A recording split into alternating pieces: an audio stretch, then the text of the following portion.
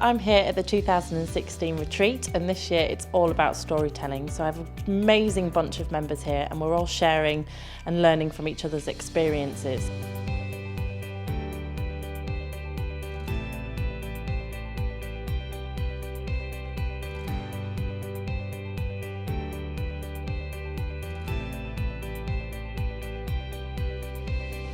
We've put on a series of workshops this weekend to really help with the storytelling theme.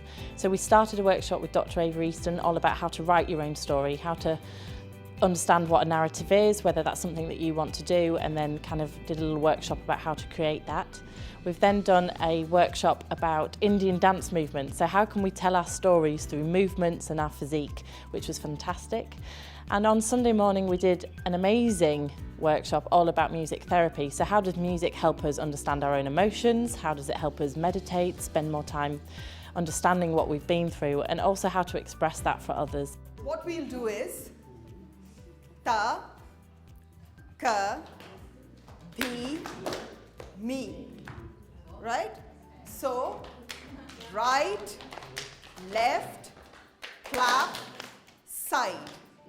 Right, left, clap, side, ta, ka, pi, mi, right, left, clap, side. The Bollywood dancing at the end was brilliant fun, and we really enjoyed that because you didn't need to remember, and because you're surrounded by people with all brain damage, they're all doing the wrong moves and they're all doing completely things wrong.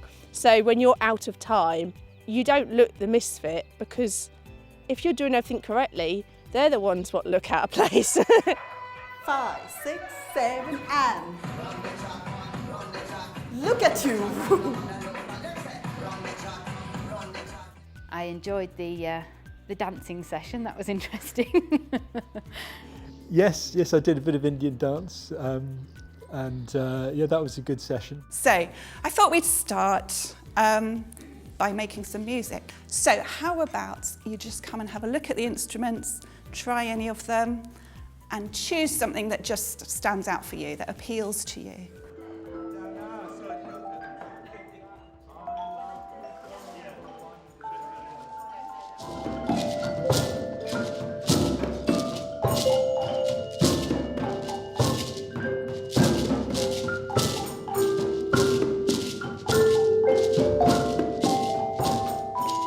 It's like coming home.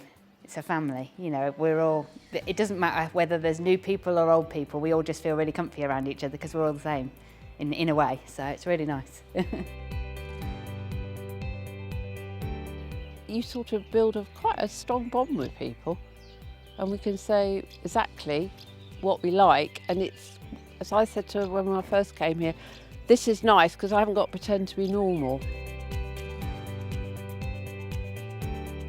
For these weekends, suddenly you're no different to anybody else around you, which isn't always the case out there. But here, there's a commonality involved. Because encephalitis is a hidden disability, but now you're with other people who have been through this in various forms, they do understand what you're actually going through. Well, I think it's been fantastic to meet people who've had encephalitis and to share different experiences of different people's perspective on encephalitis, because it's not very often you actually get to meet anyone else who's been through a similar experience. It's just nice to be in a lovely, peaceful environment, meeting other people, encouraging other people, and fun activities, and just a nice atmosphere, really. And even now, enjoying going on walks and exploring the area a little bit and having some peace and quiet, really.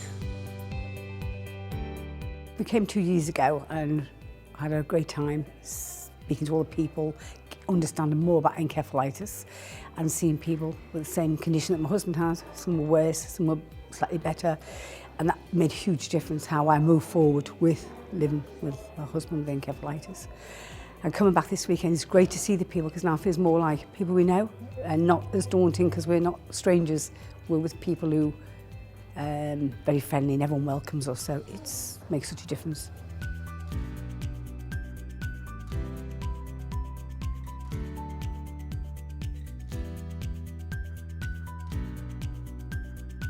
The retreat is, as the word is, it's a retreat. You go to, and this place is amazing, and it's like in another world, isn't it? You just, I mean, there's not many places I've been to, you just don't hear anything else, just birds, don't you? Don't even really hear the traffic.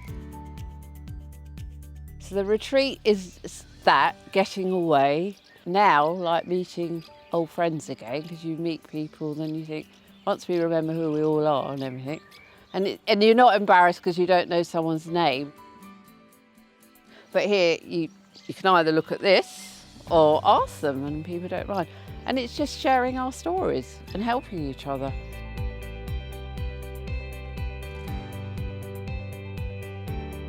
It's a chance to almost offload the brain, to get away from the world. It's like deleting all those useless files on your computer, all the internet history, just let it all go. Let your mind just free up again. It's not controlled, you can do what you want, you can just relax. There's no compulsion on anything. And that's been an absolute break after about 5.5, 6 years. Being able to do exactly what you want has probably been one of the best things. I think that sense of community, that you're not alone, that you know, there are other people. Because here everybody knows I don't have to keep an extra eye out, excuse his behaviour. Not that it's terrible, but do you know what I mean? There's always that, especially if you go to somewhere new and somewhere different, there's always that thing where people think, you know, that guy's a bit funny, he acts a bit strange, but here, it's fine.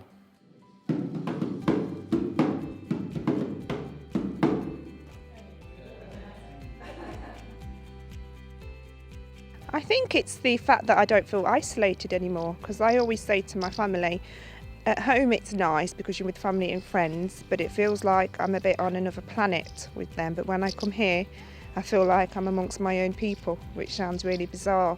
So for me, the favourite part has been around other people with my condition, and more importantly, because my mum's come along this year, it's for her to see other people as well and have an understanding that when I do abnormal things, it's quite normal for the condition. So I'm just happy seeing her talking to other people and learning a bit more about my condition, because where we are, we're very isolated. So. Everybody has a story, and part of these retreat weekends are helping people understand how to share their story, express their story, and understand their own story. And not just those people that have been affected by encephalitis, but those around them. Everybody is impacted by encephalitis differently, but it all means something. And part of what we do here is helping people take that meaning and make it something positive. I contracted encephalitis while in South Africa 3 years ago, and it's had a big impact obviously in my life. Because I have no memory, I need to write down everything every day in this journal, and it has everything. My life really is in here, and I carry it around with me all the time, everywhere I go. And I read it every evening to see what I did, to remind myself. But I literally can't remember what I did yesterday without being stimulated that way. Huge blow, shock. It's like somebody coming, like a bus running over you and having to get up and say, this is a new life now.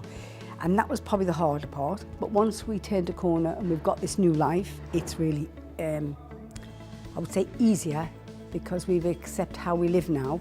When you're first battling with it, you don't know which way you're going and how to adjust to the life.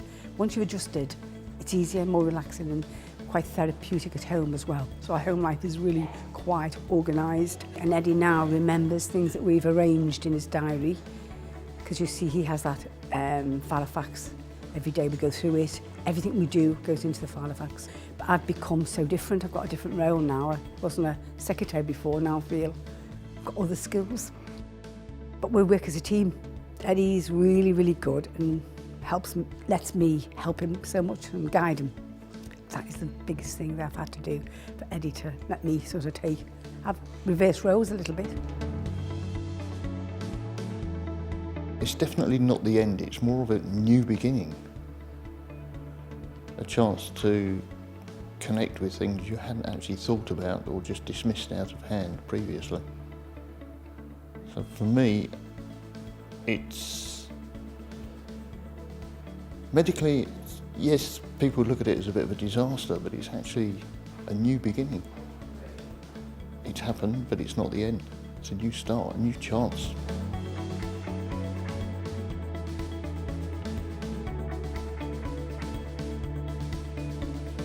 It's just changes your life, but it's a new life.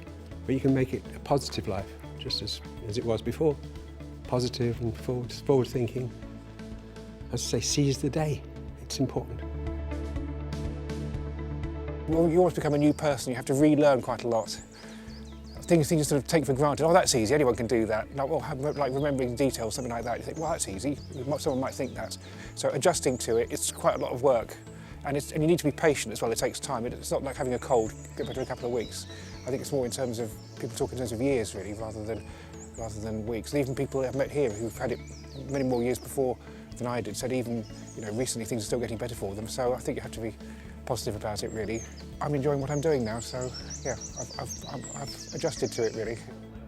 It's a life-changing experience, and I now reached the stage where I can actually be perhaps grateful that I've had this, and it's kind of been part of my history, and I'm just so grateful to have come out the other side.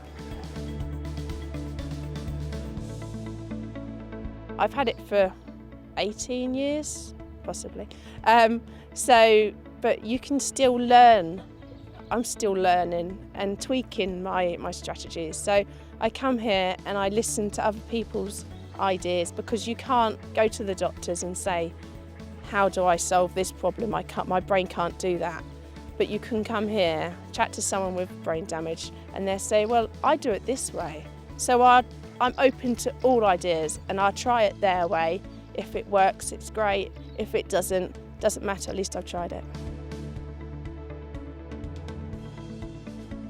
It's a weekend where you can be yourself and not worry about what people think of you, and not have to explain, what's wrong with your memory and, things like that. So it's can just be yourself and enjoy the time. I enjoy these weekends immensely. I wait months and months and months for these weekends, and what I take away from it is usually I always make a contact with somebody, so I've always keep some correspondence going with somebody that I meet here, and I just feel a sense of peace that lasts for a few weeks when I get home, and then I go back into normal, but it's that sense of peace.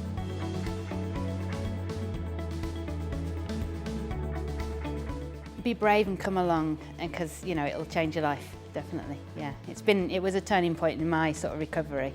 I felt very sort of shy and alone and no confidence, and I feel it's really helped me to overcome that. So yeah.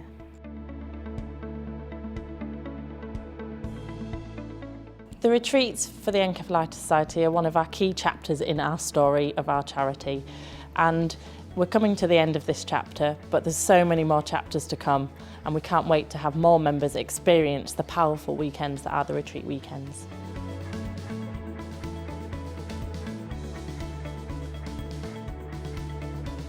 Encephalitis is my journey, because of course I'm brain damaged, so this isn't going to be the end of my story, because this story is continuing. This is the end of this chapter, and on with the next one. But with the support of the society and the help, you can make new memories, new stories, and more happy endings.